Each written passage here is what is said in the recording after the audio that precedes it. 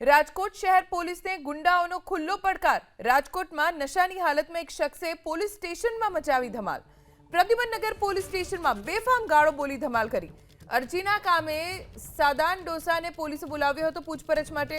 પોલીસની બીક ન હોવાનું કહી શખ્સે દિવાલમાં માથું પછાડ્યું। થોડા સમય માટે સાદાન અને તેના પિતાએ પોલીસ સ્ટેશનને બાનમાં લીધું। પોલીસે સાદાન અને તેના પિતા વિરુદ્ધ ગુનો નોંધ્યો છે।